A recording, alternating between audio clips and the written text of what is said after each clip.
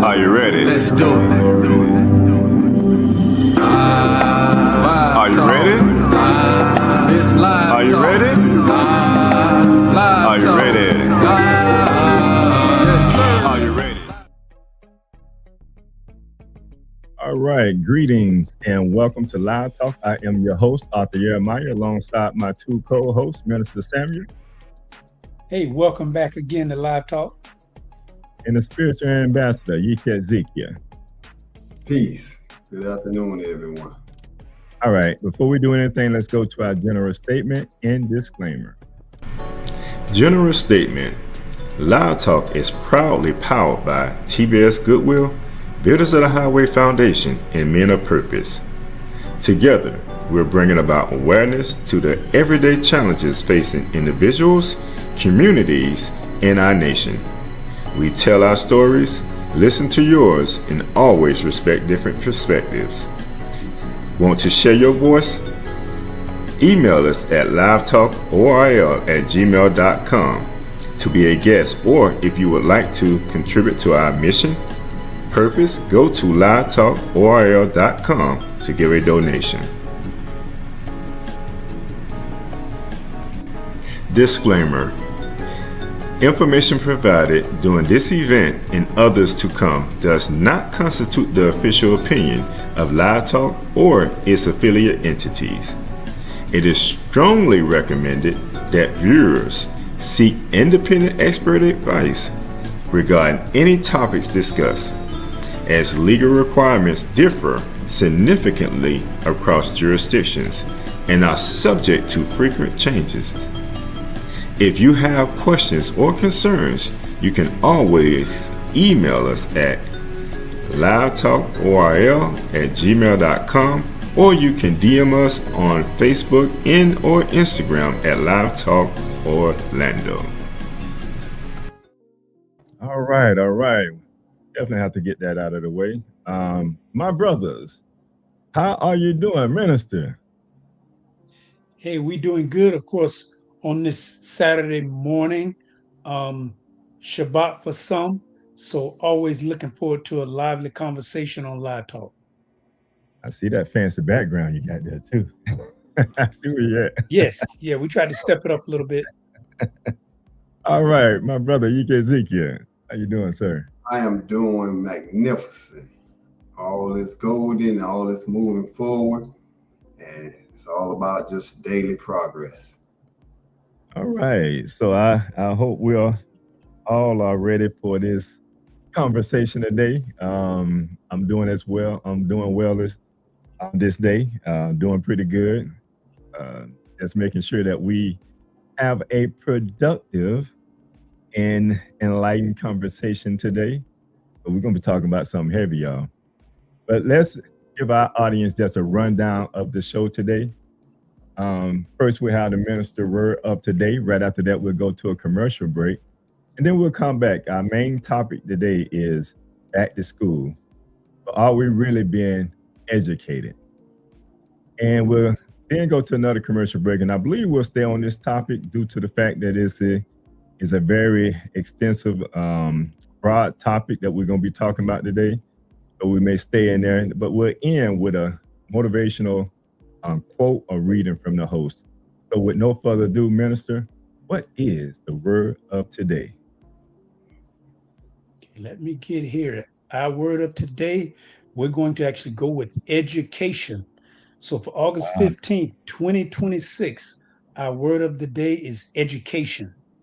And it can be defined as the process of receiving or giving systematic instruction, especially at a school or university. Education is the theory and practice of teaching. It is information about or training in a particular subject. Education, the action or process of teaching or being or becoming educated. It is the act or process of imparting or acquiring general knowledge, developing the powers of reasoning and judgment, and generally of preparing oneself or others intellectually for mature life. Education, a purposeful activity aimed at achieving goals like the transmission of knowledge, skills, and character traits. Some synonyms are schooling, teaching, instruction, training, tutoring, and development. So our word of the day, education. Loving it, because we're going to talk a lot about education today on different levels as well. So I really do appreciate that word of today, my dear brother. And right now we're going to go to a commercial break, and we will be right back. Because Scott and Associates always treats me like family, I refer my family to them. So when preparing for my taxes and I know exactly what to bring in coming in, it makes the process so much easier. Anyone should hire Scott and Associates because they are professional, respectful, and very knowledgeable. And with all of my heart, I can always count on them.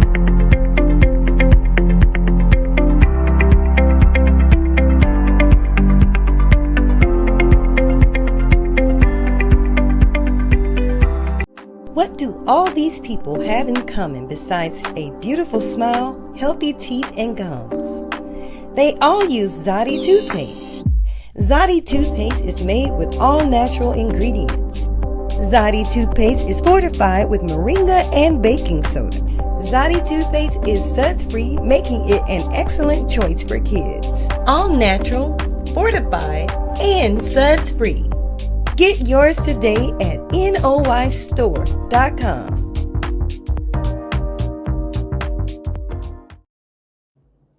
All right, so make sure that you get your all-natural toothpaste at the noystore.com. That's the noystore.com. We manufacture this toothpaste. Again, it's an all-natural toothpaste. And this over to my engineer. Gonna give you a little bit close up on that. We still don't know if you see it or not, but you can always go to the noystore.com. You definitely will see it there. I like the way I see it displayed all over your desk. Right. Yeah, so definitely support is Black-owned business, support Black-owned. This is just the way, if you haven't contributed or supported a Black company this month, the way to do so. All right, family. Like was mentioned before, back to school, but are we really getting educated? We know that we sent our children off to school, and so school is back in session. Parents are buying school supplies, children are getting back into the classroom, teachers are preparing their lessons, and everyone is talking about education. But today, I want to ask a question that might make some a little uncomfortable. That's okay. Be a little uncomfortable. Are our children really being educated, or are they simply being trained to pass through a system? And I'm not asking that question to disrespect teachers. I'm not asking to attack our schools. I'm asking it because education should ultimately prepare a child for life. So what exactly are we preparing our children for? Now, I want us to just think about that for a moment. And if I may give our audience a question, that same question I want to give to our audience. What are our children being taught today in school? So let's give that to our audience.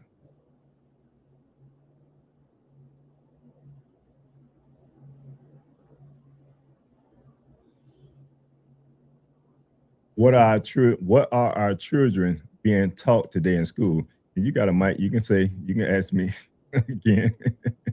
You got to send me a hand signs and hand signals. That's speaking the mic. All right, brothers, back to school. And we're talking about education. I know, Brother Minister, you shared with us a little bit of education. But when you hear the word education, what does education mean to you?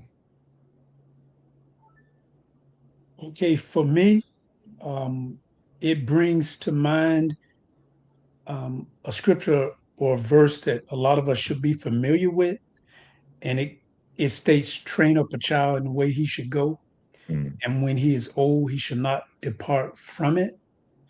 And I know we've heard that a lot, but what I get out of that is education is a lifelong journey, and it is a process of, you know, from the beginning, and then using what you get from the beginning to build you up, to take you forward, not just through like formal education or academic education, but also a life's education, which is where a lot of people hear, when he old, he should not depart from it.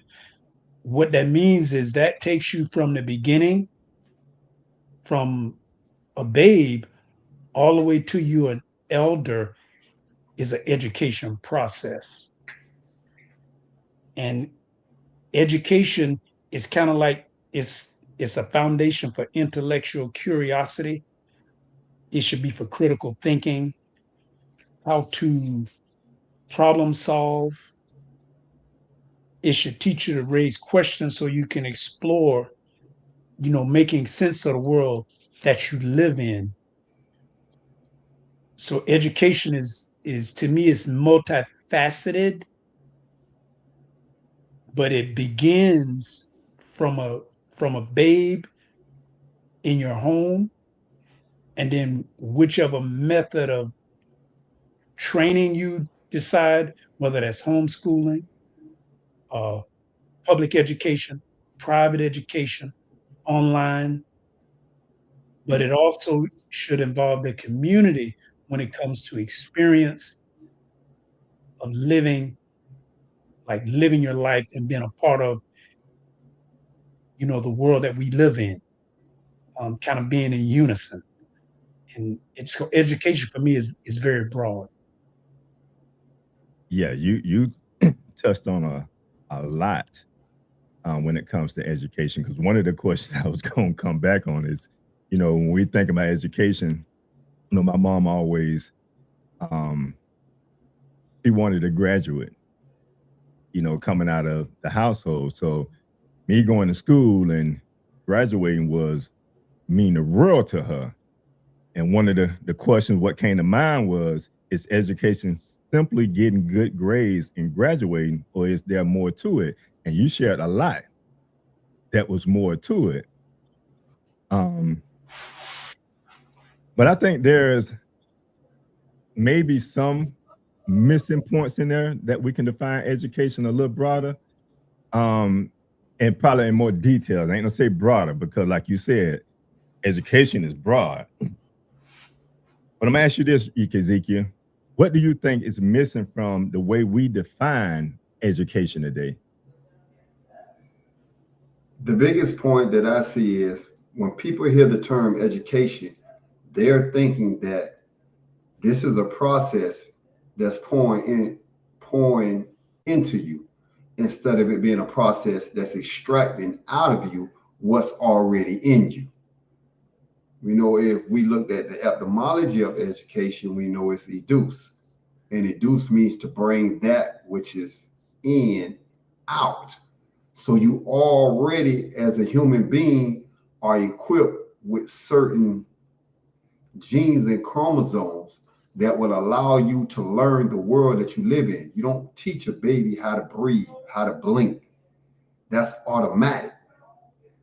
So education, the systematic instructions, which was part of the denotation that the minister read earlier, means that there is a system that will instruct you on how to become whatever endeavor you're engaging in. So if I want to be a chef, when I go to chef school, they have a system, which is a step-by-step process that'll take me from being somebody that don't know how to cook to a world-renowned chef, if I follow the process that's laid out before me. So the question now is the American educational system giving us a process that will make humanity productive? That's the key question, because if that's not the case, then there's no need to send your child to that particular education system if you're not going to be able to yield the desired result of the parents. If I want my child to become a professional football player, I'm not going to send him to hockey school. I'm going to send him to where they can teach him football. So we have to ask, is the system preparing our children to be productive in whatever path or career they choose in life? And again, that information has to be given in a systematic manner in order for them to be able to acquire the skill set that's necessary for them to have success in life. I like where you went with that. You talked about education, and you talked about a part of that first part of education, which is educe, and you broke down the etymology of that. When we look at the whole word educate, and this was something I looked up before, and I noticed one thing: the etymology of the word educate is educare. It comes from the Latin educare, and it means, like what you just mentioned, to bring up, to rear. But one of the things that stood out was to nurture, to nurture, to nourish. I mean, and to nourish means to promote the growth of, encourage, cultivate, to foster. Now, this tells me, this going back to you, Minister, when you saying in the household, this tells me that the home has a lot to do with the upbringing or the nourishment of the child to get to that point where they're going to a school system and they're able to cope and learn in this system. Now, that nourishment, we talk about that starts with us eating properly. I always tell even my children, I say, everything starts with how you, with that child conditioned at home. If they're eating properly, if they're in a household that the parents have been, brought up on educare, that means that they had a form of education in their household, a form of nourishment that prepared them mentally to go to be able to extract the information that they already have in them. Like what my brother Ezekiel said, that information is in you. It's just bringing that information up out of you at that time. But if you was in a household and your parents wasn't nurtured themselves educationally, then the chances of you being educated is left in the hands of a system, like what you were saying, that never cared for the education of our children. And if that's the case, then we have to reevaluate what education means to us. Remember, keeping us ignorant, keeping us uneducated was a way to control us. So now if we are conscious of education being a pathway to our success, then we need to look at it on a broader level. Like the minister said, we have to look at it on a broader level, because a child can graduate high school, go to college, get a degree, and still not know how to manage money, start a business, purchase a home, understand credit, or navigate the real world.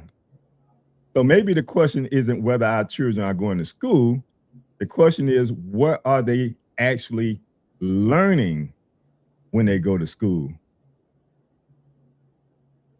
So our children are entering classrooms with different circumstances, different challenges, different family situations, and different expectations than their white and Asian counterparts. These are all challenges that our children face today. So I want to start a little personal. I want to go back a little bit. When you look back at your own education, what did school prepare you well for? And what did it not prepare you for? And what were some of the challenges that you endured along the way, Brother Ike Ezekiel? School prepares you for a myriad of things. You know, it teaches social interaction first and foremost. And with that being said, it taught you how to deal with conflict resolution.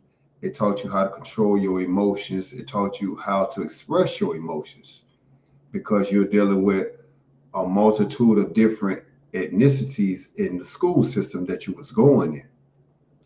So it taught you basic, math, sciences, how to read, fundamental things that you're going to need all of your life. However, it didn't teach you how to become an independent thinker. It didn't teach you problem solving. It didn't teach you how to manage money. As you said, it didn't teach you how to create a business. It didn't teach you the vital traits that you would need once you graduate high school to become an adult and live the life of adult. Nobody's being taught credit, debt. They're not teaching financial literacy in the school system to where our children have an understanding of how money flows. So that's why it's so easy for them to get into so much debt, because they don't understand that. They don't understand when you get a credit card, they don't even know what an APR is. So now they're thinking that somebody just blessed them with some free money because you get to spend money without seeing it. Not understanding that these credit cards come with basically a 19 to 30 or 40% APR. So what costs you $10 may end up costing you $17 or $18 because of the interest rate. So we don't understand these things that you're going to deal with every day as an adult. How to pay your mortgage, how to pay your bills, what it means to be late, what it means to. So this information is not being instilled inside of the systematic process during school, but they get PE, they get non-essential things that's not going to really benefit them in life. So I know for me, the school system definitely didn't get me that level of education. You grow up and you're functionally illiterate of how money works.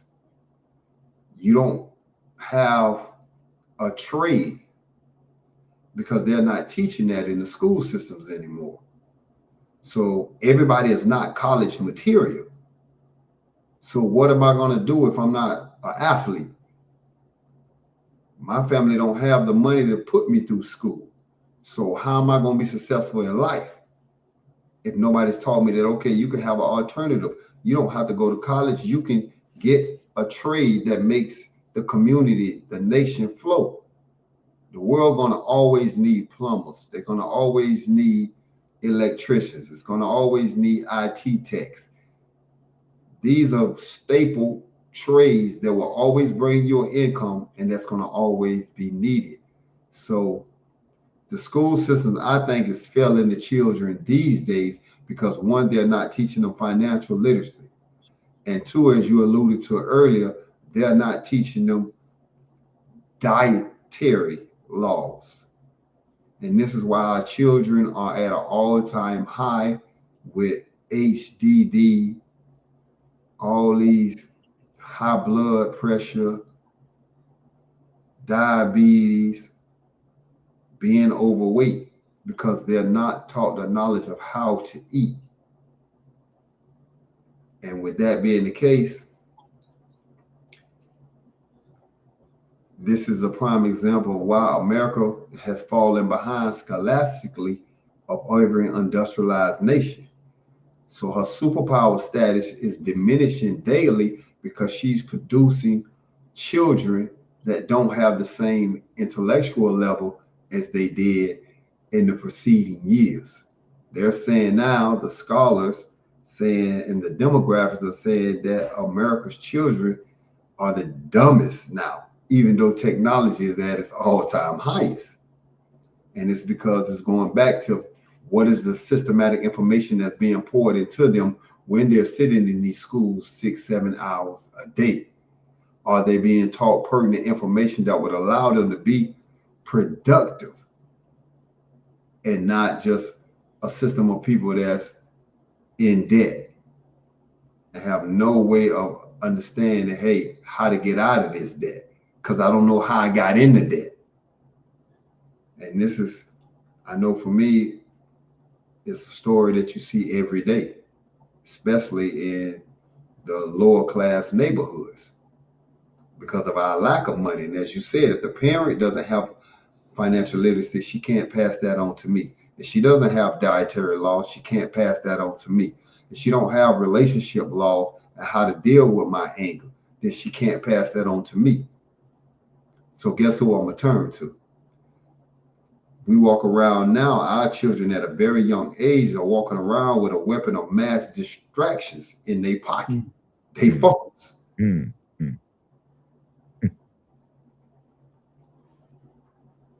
No, and to your point, those are some of the circumstances that we deal with.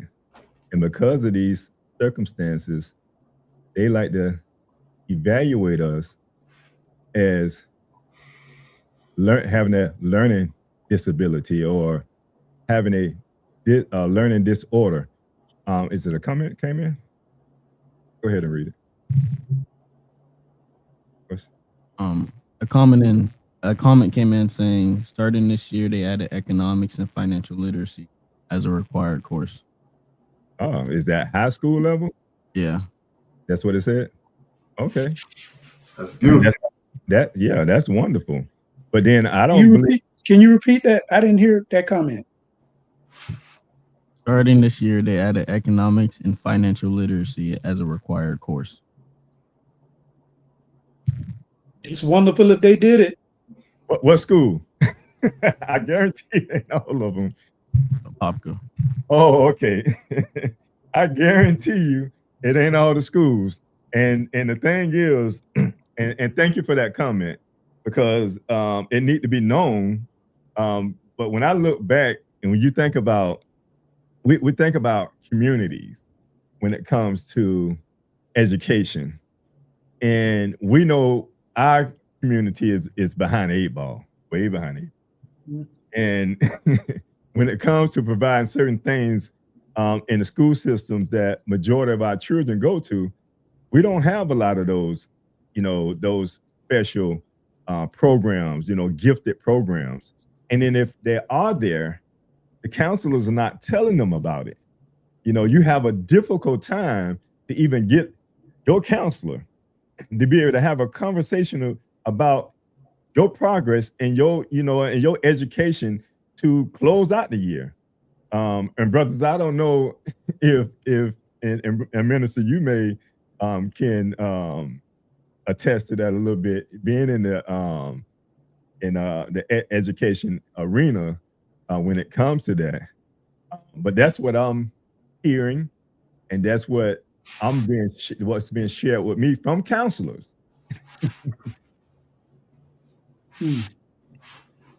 But that's something that we have to be mindful of, and that's why pushing for better education is very important. And if the parents don't know, and the student who goes to the school don't know, then who is going to tell them? You get what I'm saying? So it's very important that we understand these things. If you receive it through your peers, great. And you need to take action. And then you need to share it with your parents so that we can make sure that we are doing what we need to do to make sure that you have the best education there is. But Minister, that's reflecting back on what the ambassador just said. Is that the responsibility of the school, the parents, or the community when it comes to some of these things that are missing? And we know, if you go back, Minister, I think you mentioned when you first started to get bust over. I think it was in like the 70s when segregation started. So from that time, when we're thinking about it, from that time to right now, it's almost like are Black children receiving the education they need today? Now, I might have threw two questions at you, but you're gonna answer one of them if you like. Well, and that's you when you mentioned whose responsibility is it, the school system, is it the parent, is it the student? It's actually all three. And like where we are now, we have a civic responsibility. And when I say the civic responsibility, it's like wherever your local school boards are, those members and what they're dictating, be engaged, because once they get it set, you may like it, you may not like it, but once it's set, that's what your child is going to be having to adhere to, whether it benefits them the way you think so or not. So that's why when you do have school board meetings and you have your school board in your district, you need to be talking to them to let them know what are the requirements. Because like it used to be, and I remember getting bused. In the third grade, I was in a all-Black school, and at that time, I can clearly remember that our teachers would tell us, in order to get ahead, I don't want to misquote it, but I know they said we had to be either 5 times better or 10 times better than our white counterparts. They will openly tell us this because in order to get ahead, that's what we were told. So we knew and I was in the third grade, we knew that mean we were coming out from a disadvantage. So to get to an advantage, we had to perform and do better. Now, they can't say that in the school system anymore. That's why when I say the civic responsibility, that means we have to make sure that what they put on the curriculum, what the teachers are being taught, and unfortunately, as great as we have wonderful teachers, but they have to follow a lot of guidelines and red tape that they have to meet before it gets down to the actual educating the children. So a lot of times they got to meet the red tape, and that red tape cuts into their teaching. So if your child makes it, that's great. If your child doesn't make it, now they got to pass this standardized test and they may fail it. So it's like, okay, that don't mean your child is dumb. Maybe they just missed it. Or the teacher didn't have the resources that's required. Or like, I think that was Ezekiel or you may have said that, Jeremiah, if a child has a bad diet, for example, if they're eating, and people are becoming aware, but if your child is eating too much sugar, they're going to be hyperactive when they get in school. And now they're going to label them as having ADHD. And now they're going to have to put them on drugs. And if you got 25 students and you got 3 or 4 of your students climbing on the desks and all over the place, you can't function. So now students are on drugs to keep them calm because you don't have them on a proper diet. So it's a lot that's going on. But as far as our students, it depends on who the teachers are. And as a parent, you have to be active because children learn at different levels. And you may find that some students are very academic and they don't need a lot of hands-on. Other students require a lot of hands-on teaching. So it's not a one-size-fit-all approach. So that's the challenge that a teacher has or a parent has. You need to know your child because it might work great. You can have three children. It might work great for 2, but for 1, it doesn't work. It don't mean that they have a learning disability. The application just don't work for them. And the system will push them forward and make them either pass or label them as a particular type student. And then by the time they get to a high school level, it's too late, or they're behind the curve, and now they're not going to be able to graduate, or they've lost all the chances of education. So it's really difficult for us, as I hate to use the term minorities, but because we don't make the rules, and like voting is so important, especially on a local level, because if we allow certain type of instruction, it might work great for some communities, but it might not be good for our community.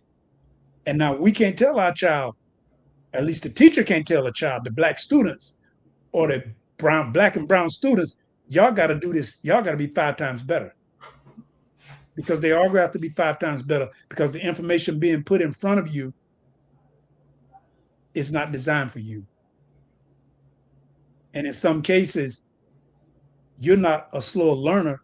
You're just not exposed to, for example, if it was about financial literacy, if you haven't been taught that, you're not going to know that. And they are not, as far as I know, they're not teaching that in schools. If they're starting to do it now, like home economics, they might teach, like you learn geometry, you learn algebra 2, and even they'll have you teaching trigonometry, but you're not taught how to balance a checkbook. It's just incongruent. That's not congruent with logic. No, and it goes back with what Brother Ezekiel said, like he's talking about debt and credit. You know, you get into high school or college, or you get a credit card, you never was taught about, no one ever taught you about debt. You trying to figure out what is debt. And it's too late trying to figure out debt at that time. I mean, well, it ain't too late. I mean, at least you get it, but you're in debt now. So it's like, now I have to find out how to get out of debt. And you find so many college students that experience that. But when we look back, and thank you for sharing that, Brother Minister, because like even in a household with parents, the question becomes, are parents checking homework? And I was just reading Dr. Umar's book, Psychoacademics Holocaust. And in his book, I think I have it right here. In his book, he said the death of homework, because I did notice this at one time, like when you ask certain, like especially my grandchildren, sometimes I ask them about homework, and they'll say they either don't have homework, some will have homework, but they got these little systems in place. As a matter of fact, do you have homework, Aaron? Got homework? Okay. But one of the things he said in his book, he said the death of homework in the Black community is fueling the misdiagnosing of learning disabilities and thereby creating a permanent underclass out of Black boys who represent the bulk of America's most undesired young learners. I found that interesting because, there's a notion that you should learn whatever you learn between the school hours, between whatever time you go to school to whatever time you conclude school for that day. And we all know that's not true. Anything that we do in life, man, may require extra work. I mean, I'm in the field of accounting, and I will have to take work home with me. I'm always learning. That's what kind of discouraged my son really want to take over the business, because he said, you guys are always in school, you're always training, you're always learning. It's at one point we're gonna have to stop this somewhere. But son, like the minister said, you'll be learning the rest of your life. It's just if it's what it is. It's a part of growth. And that homework is very important, because that's what sometimes put our children behind the 8 ball as well, because now you're behind on your work, and now your teacher is concerned, and they're concerned maybe about your ability to learn and learn on the same level that some of your peers are learning on. but it has nothing to do with your learning. It just has something to do with the process of you receiving or inculcating information.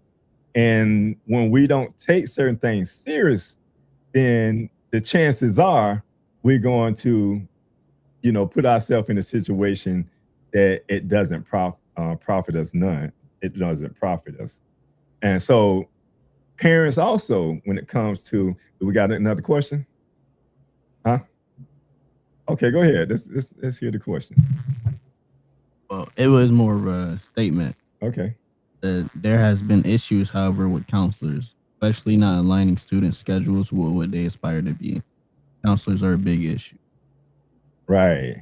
And see, that's what I've been hearing. That's what I know of, because like I said, I have clients that are counselors, and they are big on talking about how other counselors or other schools may not be the best fit for a child because their counselors are not active in the children's life, and giving them the guidance that they really need, because you need those people while you're in school. I don't remember if I ever talked. No, I'm gonna ask you, brothers. You was, in high school. Have you had interaction with counselors? No. The only time those guidance counselors would come speak with you is if you was having problems. If a teacher went to them and said, hey, this child is a problem child, then they would come down and speak to you about your behavior. There was no, hey, what are your plans for the life? You need to take this particular class. Let's develop a curriculum that will allow you to reach that plan. So they didn't do that. And that's why I said the education, is definitely failing our children. And the stats show that. But to speak on the question concerning what is the parent's role in the education of their children. A parent's job is to create the expectations for their child and then give the emotional support to the child, encourage them, give them a value system to where education is at the forefront of that, no matter what field in life they may want. Because if you have a child that's a toddler, you have to create a curriculum for that child in order for it to begin to develop. You don't just let the child do whatever it wants to do. You have a discipline that, hey, this child needs to be doing this from this time. It's just like with those children, you create a routine. Once you create that routine and that child get used to doing that right there, that's what's the steps that start developing the discipline, because the child knows that this time I got to do this, at this time I have to do that. Just like the school system, they have different time frames for each particular class that you got to get to. So oh, my math class is at 2 o'clock or my science class is at 10 o'clock. You create routines, and routine turns into habits. So now we get into, are you allowing your child to develop those habits that will serve them well as they grow and to be able to reach whatever goals they have set for themselves for their life? So it starts at the home. You have to have that stability. You as the parent are that child's first teacher. When they go to school, that teacher's job is to instill in them professional instructions and to give assessments of that child to know that, hey, just because the school system says this is our curriculum, this particular child can't learn under this format. So we have to make adjustments. Let's send them over here. And they do that to a degree. That's why they have what they call the special ed classes. That, yeah, this child right here is a little mentally slower than everybody else. So let's put him over here with people that's on the same level as them. But the problem with a lot of these children, they're getting mixed diagnosed and saying that they have some type of issue when it's not the issue, it's the curriculum. I can't learn in this manner. I'm a visual learner, where this person may be an audio learner. So you have to understand, by doing that one-on-one assessment with me, what is the best method that will allow me to inculcate the information and then be able to apply it. Because you can look at it in sports.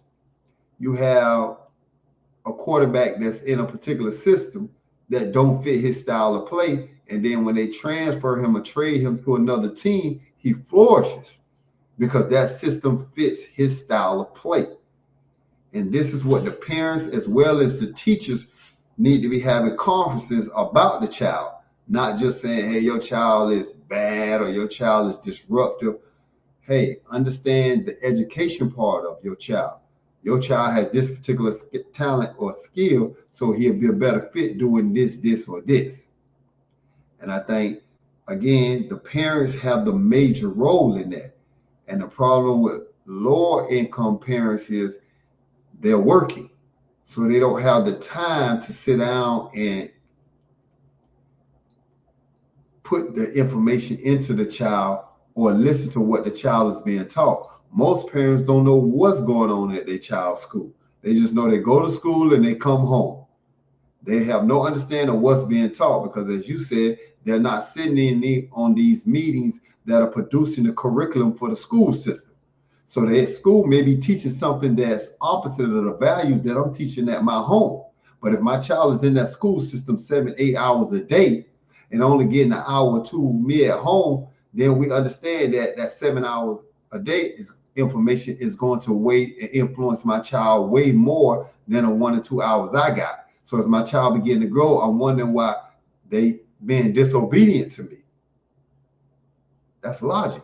Whoever creates the spirit of information that you indulging in is going to have the greater influence on your way of thinking, which means that your actions and your habits are going to reflect that. We back to what we started with this on our diet. So your mental diet is going to produce a particular type of child. So parents got to be, just like at a young age, they don't allow their children to be exposed to certain things because they feel they're too young for that information. So you have to stay on top of all the information, from the TV shows to the music to the people, the friends you have, because those are influences that unfortunately create the mindset of that child. And I think it goes back to confidence, because as you were speaking, I'm thinking about a young parent that didn't wasn't raised in a household that instilled into the value of education, and now they have a child that's going to school that may be struggling. Isn't there a confidence level sometimes when it comes to helping your child with homework that doesn't look familiar to you, and also talking to a teacher who you feel is way more educated than you, and I don't even know what words to even come out my mouth with, and it's almost like you stuck in limbo watching your child go through this process, and it's almost like you can't do nothing. And that when I'm looking at that, minister, what are you telling a young parent like that they don't understand the history of this public school system, don't know that it wasn't created for us, and we have to be a lot more active in our child's life than we may be at this time? What are we saying to that young person? See, that's a complex question, and it's social economic, because a young parent, especially if they're a single parent, but even if they two parent, the school, unfortunately, it becomes daycare for the children. So you drop them off in an education system, and you're thinking the education system is supposed to be there for them. It is, but it's much more complex. Like when I graduated, fortunately, I went to a smaller school. I'm gonna say smaller. I went to a predominantly Black school, Jones High School. I'm gonna call it out by name. And we had guidance counselors, but because we were tight knit, they wanted to make sure, first of all, that you were going to graduate. If you weren't going to graduate, they want to get you need to be taking A, B, C, D. So we're going to make sure you're going to graduate. And then if you go graduate, what are your plans for after you graduate? And the school that you're in and the environment makes a big difference. Now, you fast forward this 30 years where we're integrated fully into schools where we are no longer the majority, where in most cases we're like in a mixed school and we're a minority and everything is digital. You have guidance counselors there, but if you're working, especially if you work in 2 jobs, they're going to put everything in a portal for your child. And if you're not looking in that portal on a weekly, monthly, in some case daily basis, you're not going to find out that your child is behind until you get a progress report or a report card that says they're failing or they're behind. It's been put in that portal, but now you have to be responding. You now have to go make a appointment to see their guidance counselor, to get with the teacher, and it's complex. So if you're a young parent and you're trying to pay the rent and the car note, it becomes very difficult to keep up with your child who may be bringing homework on, let's say if it's in geometry and you're not familiar with that, or English lit. That stuff may go right over your head and you can't help them with their homework. There may be tutors available, but the social economic, meaning you can't afford to pay a tutor. And most tutors aren't free. Some have access. So now your child gets a report card that they're failing, and you're like saying, what? Now you're behind playing catch up. So it is, if you're going to be in the system and the system requires certain things, you need to know that this is what's going to be required of your child, and this is what's going to be required of you. Otherwise, if your child is not a strong swimmer, they might sink. And you're not going to be able to give them a life raft to help them. And unfortunately, that happens often in our community, especially when you have socioeconomic, meaning you have finances, or if a child going to school and they didn't have a good breakfast. Most of the schools do have free lunches and breakfasts, and it's great, but they getting ready to pull that back. But if a child goes to school hungry, by 11 o'clock, their brain is not going to be functioning. So it's just a lot going on, especially if you're in a home where you can't make sure that they ate before they left home and you're trying to get to work. So you're just dropping them off or they catching the bus. And if you allow them too much sugar, they're going to crash at a certain time. So it's like you have to know that you have to make sure that your child has a balanced meal for going to school so that they can learn. Because that's how these diagnoses occur when it comes to SLD, specific learning disability, or ADHD, because they're jumping around everywhere. So that's how all these diagnoses end up happening to our youth in our community, because everything started at home. That's going back, a parent responsibility, homework, making sure we're checking homework, communicating with the teachers, because like your brother said, like if they're going to work all day, that's enough frustration as it is.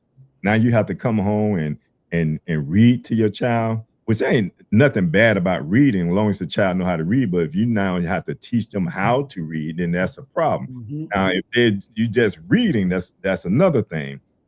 But then the other side of that is talking about your future.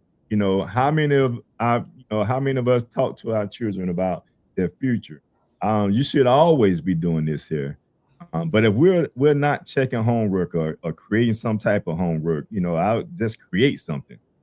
Communicating with teachers, reading to the child and talking to them about their future, then how can we blame the school system for everything if we're not involved in the education of our own children?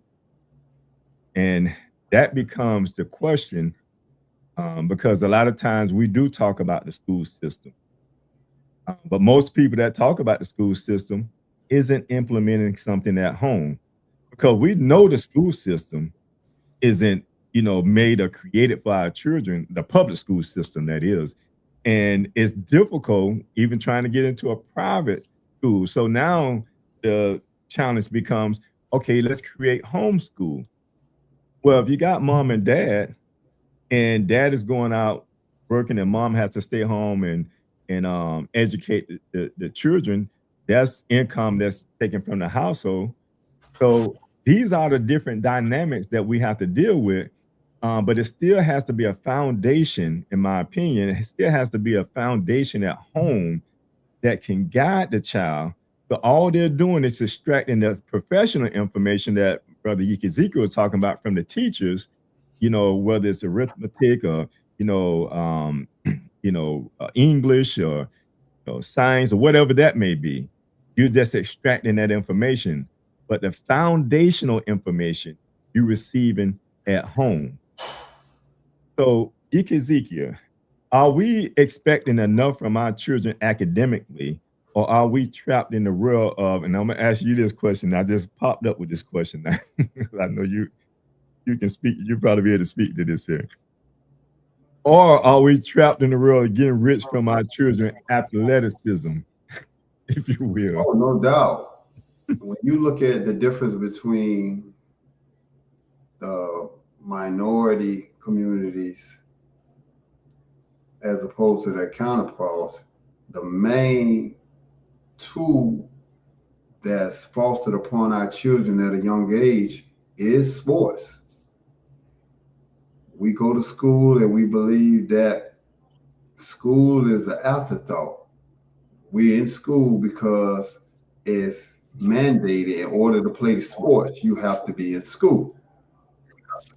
But you got to think, these children play sports year round. So how many hours are they pouring into developing their physical skill set, as opposed to the hours that they need to be pouring into developing their mental skill set? The parents are getting their car and take their children all over the state to games, to practices. But are they spending that same energy sit down teaching them how to read, how to save, how credit works, how to understand dealing with your emotions when one of your friends die or a family member die? Are we pouring that same amount of energy into us? And the question is absolutely, or the answer is absolutely not. We're still with the mindset of the early 16 and 1700s of making our children physically strong, but they're being mentally weak because we're not putting education over sports. And we have to understand that it's only a very, very minute amount of sports players that make a living off of that right there. The average child, when they graduate high school, they don't have a college scholarship, but they've been playing football for 10, 11 years of their life. They've accumulated numerous hours practicing. Even when they're not on the team practicing, they're home practicing, trying to hone their skill set. They may spend hours dribbling a football or catching or throwing a football. So it's unfortunately that we put such a big price tag on physical abilities instead of pouring that same energy into becoming a chef, becoming a doctor, becoming a lawyer. The routines that's at the house, the parents are not developing routines to where these children have a morning routine. When they get up, those first 20, 30 minutes, what are your children doing? Are they reaching for the phone, scrolling just to see what's going on in the world? Or do they have a routine where they get up, they exercise, they get their body flowing, they read something that's inspirational or spiritual to get their day started? Those first 20, 30 minutes is supposed to belong to them. But they give that away when they get up and they turn on the TV scrolling or they on their phone scrolling. You're giving your life over to the rest of the world instead of taking that time out for you. So our parents creating routines. We know children, they develop habits. And according to, what psychologists you study under, they say habits take X amount of days to learn, which is not true. Habits are created through repetition. So if I'm practicing something 100, 200, 300 times a day, and you're only practicing it 4 or 5 times a day, yeah, it may take you 21 days to get there, but it may take me 2 days to get there because the amount of effort that I'm putting into it. So it's about repetition. So if I want my child to become a good reader, then I have to make sure that they're reading at least 10, 15, 20 an hour a day instead of watching TV shows for 2-3 hours. And unfortunately, when you look at the stats on that, Black children watch TVs on an average 3 to 4 hours more than their counterparts. So now, who's influencing your child? The writers of these TV shows, are they teaching the same values that you're instilling in your children at the house? Because if they're not, then now they're becoming the new teacher, because now they have the influence on your child. So when your child begins to become disobedient from your house rules, then you have to look at where's the sources this rebellion coming from. And that's when you have to stay on top of what are they listening to? What are they watching? What information that they're inputting? They may be reading books, but what type of books are they reading? Are they reading things that's going to help them develop themselves in the area that they can be prosperous in life? Or are they reading books that's just mindless entertainment to pass time? In the early 2000s, we had an explosion of what they call the urban books. So everybody was reading the urban books. And I thought it was fantastic because these were stories written by people in urban communities that the readers could relate to. So it was a start just to get them reading. Now you start them off on that, and then you wean them away. And now let's start reading books on finances. Let's start reading books on emotions, on personal development. That's what the parents don't have. They don't have a personal development program for their child. They expect the school system to have that. And the school system is not one mindset fits all. Their curriculum is for everybody. But again, your child may not have that capability. So it's not tailored for your child. Again, if I want to be a chef, I can't be going to astronaut school. I have to stay on the path that's going to put me and allow me to reach my goal. So the parents have to have goals for their children. They have them physically. When they take them out there to sports, they want them to win the Super Bowl or win the championship. That's the goal. That's what they're practicing toward. So, okay, what's the educational goal? What's the spiritual goal? What's the financial goal? What's the relationship goal for your children? You got to have those goals set for your children, and then you have to create a curriculum that will allow your child to reach those goals. If you're a single parent and you don't like a certain type of man, and then you have male children that you're raising, are you making sure that your child has the exact opposite traits that you don't like in a man? If you don't like disrespectful men, are you teaching your son how to be respectful? So the parents have to start being more accountable in the daily life of their children. And instead of allowing, as you say, in school, TVs, music, social media to be the new babysitter. And then wondering why your child coming out in a manner that you didn't want them to come out.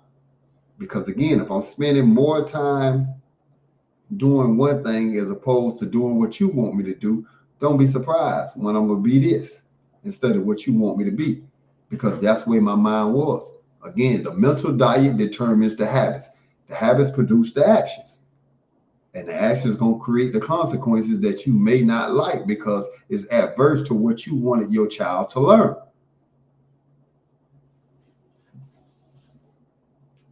Hey, that was, I had a follow-up on that, but we got to go to a quick commercial break.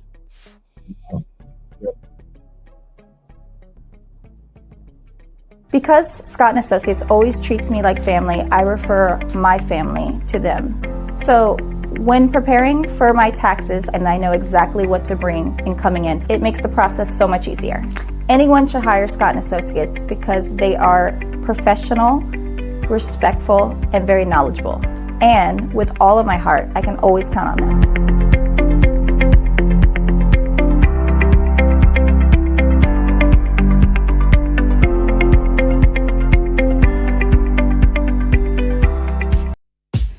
At NOY Store, we bring culture, style, and wellness all in one place. Explore our collection of cultural apparel designed to inspire and connect. From t-shirts to polos, boldly tell your story. Need guidance on your journey?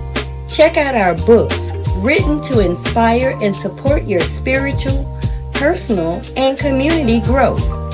And give your body the care it deserves with our health and wellness products like natural toothpaste, soothing body butters, and more. We're always adding new products to empower your life so you can live with purpose and style.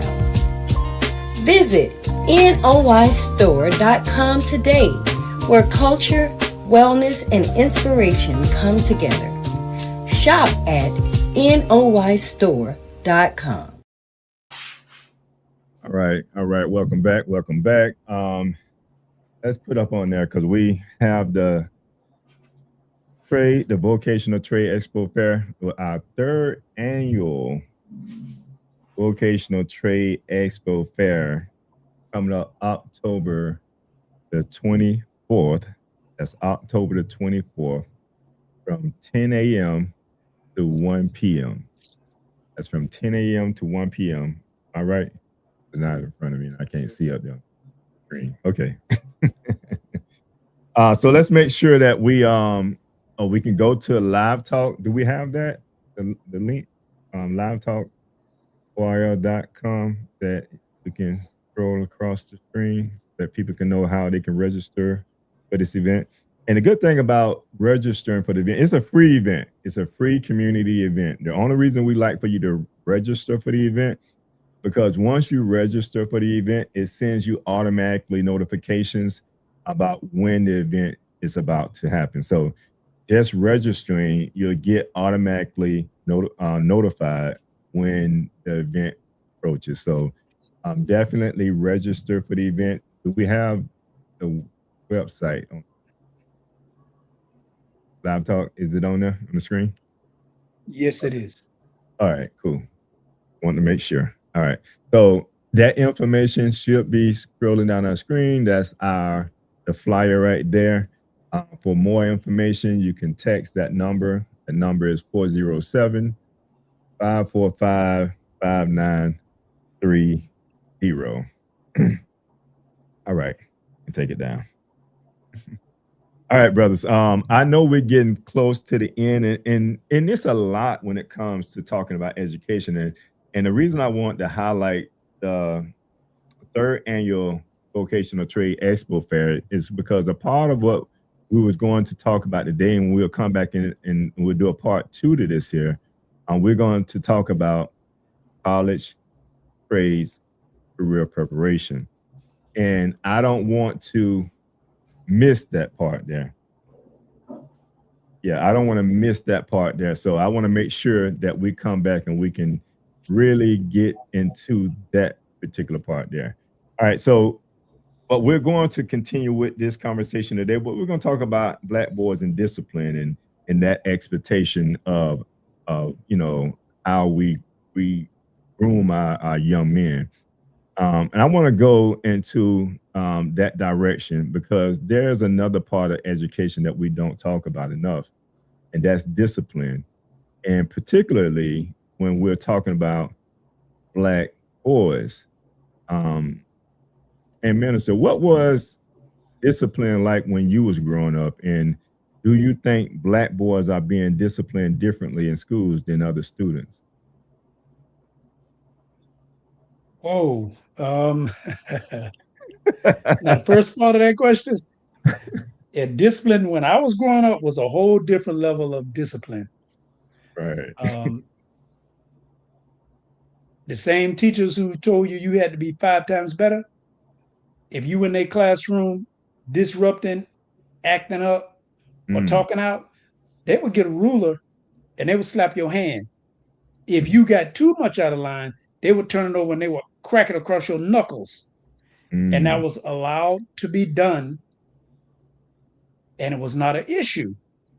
Now, they can't do that now, but if you got unruly with the teacher would send you to the principal. And the principal had a big board literally over his door or mounted over his chair, where when you walked in the office, you could see it. And if you thought you got too sporty, you would bend over that chair and he would put that paddle on your backside. Now, that's not allowed in schools anymore, but that was allowed then, and the discipline was totally different. Now, when you fast forward to now, and of course you can't touch someone's child, and we have progressed and we've learned that there's different ways of discipline.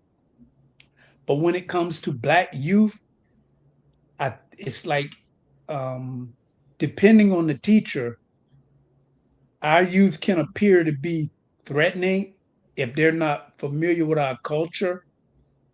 So they can be suspended or put on a stricter discipline because of the way they talk, because of their mannerisms, whereas their counterparts who are not Black wouldn't be put on the same issue just because they're cultural differences.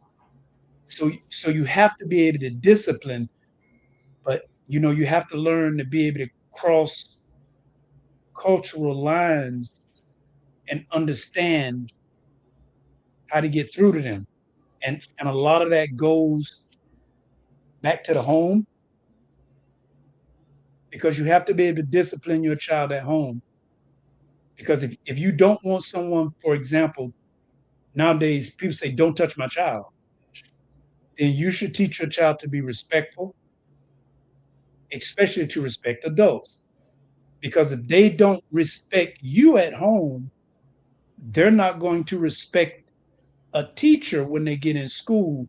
So now the teacher has no choice but to refer them, and now they're going to be getting either put in detention or, in worst cases, they're going to be getting expelled. And so that's what I'm saying. It's a broad thing when it comes to discipline, because when I was growing up, we were taught that you had to respect your elders. You didn't talk back to grown people. Like, you don't talk back to grown folk. That's something you just did not do. And it could be someone that was down the street. You talk back to grown folk, especially guys can do it, but girl, or you roll your eyes at grown folk, you were going to get literally smacked in your mouth. And you knew that was something that you didn't do, because that adult would then either tell your parent or bring you back to your parent, and then your parent was going to continue it. And I know there's the thing about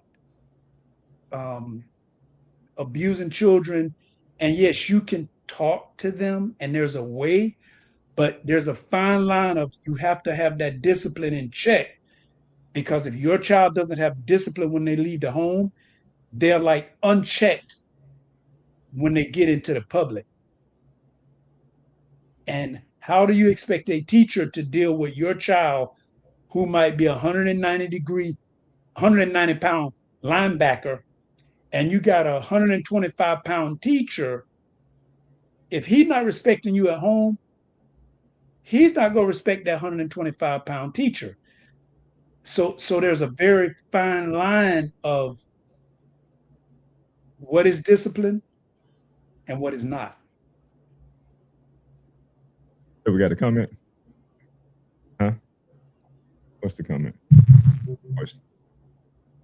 But is respect earned or given, even to elders? Okay. Yikizi, you want to take that one? Respect is most definitely earned. You know, you have to show yourself worthy of that right there.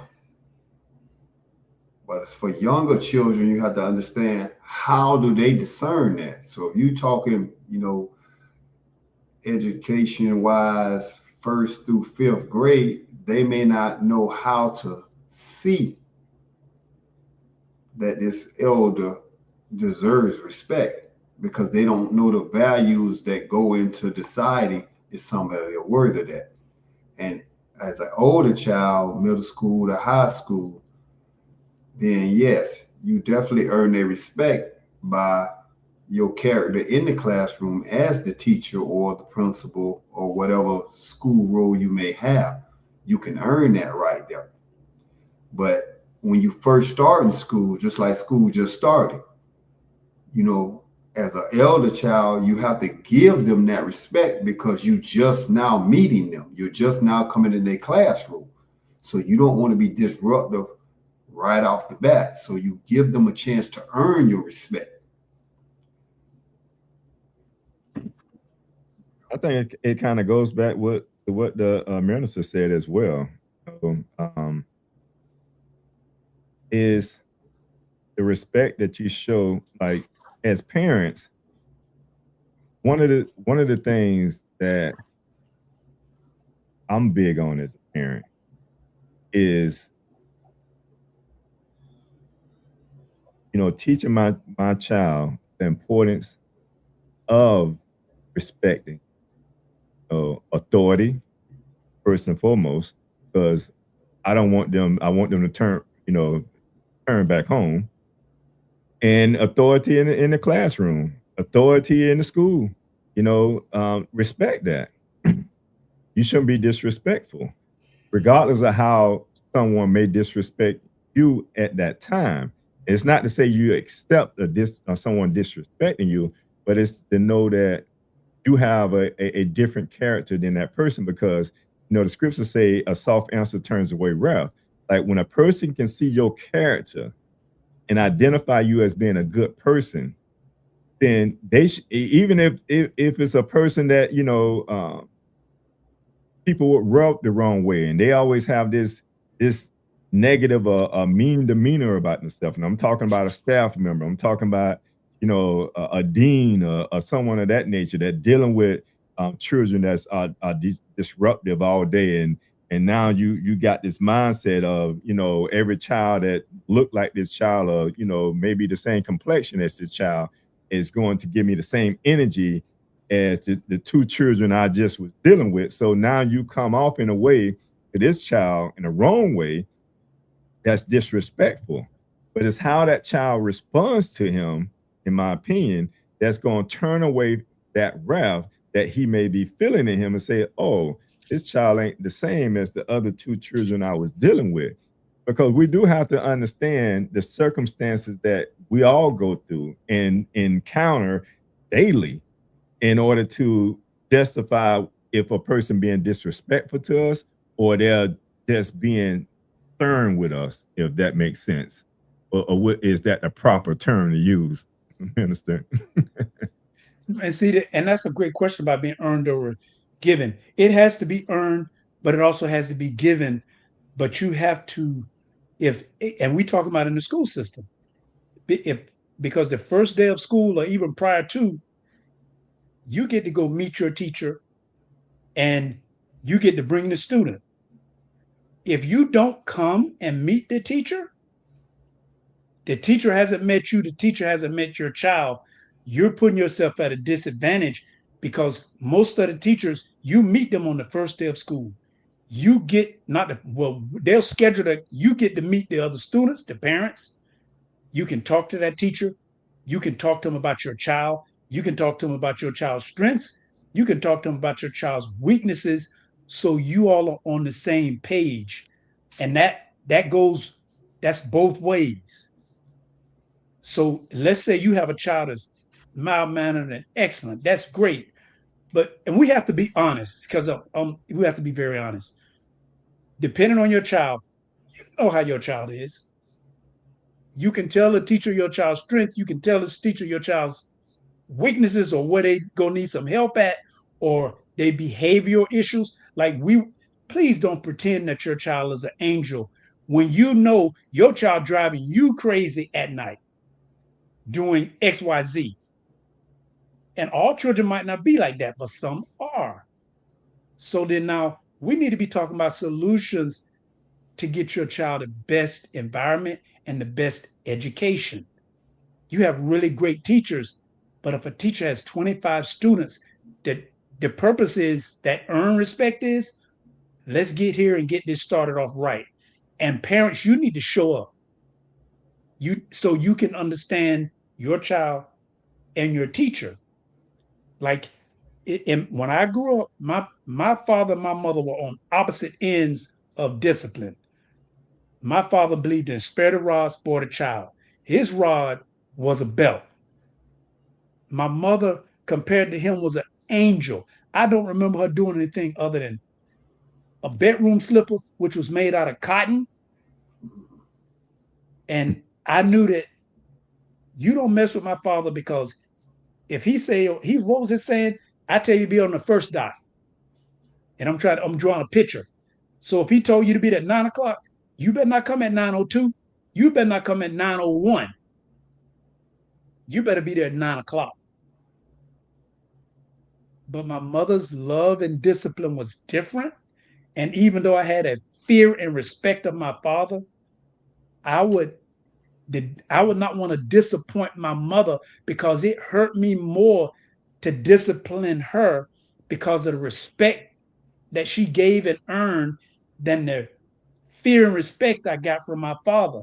So you have to be able to move that forward into your child, so they understand that if they want to get that respect, they have to be able to give it. And as parents, we have to be able to do the same thing when you're turning your children over to somebody for 8 hours a day all throughout a school year. Indeed. Let's get into this episode. So I will ask you brothers to give us some last word. Done with you, Yukiziki. Education in all forms is important. So as a parent, uncle, anybody with children, invest in your child's education, because that's what's going to lead to their success or their failure. Minister. Yeah, education starts at home. You are the beginning of your child's education, so give them a bright start and a bright future. I'll just say I'm gonna leave you with what my brothers just shared. There's a lot of information when it comes to this topic, this subject, and I definitely want us to come back and do a part 2, because there's more information that we can share on this topic. But for right now, I'm gonna say peace and prosperity. And from Live Talk, we are out. Thank you for watching Live Talk. You can follow us on Facebook, Instagram, and YouTube at Live Talk Orlando. Please subscribe to our YouTube channel.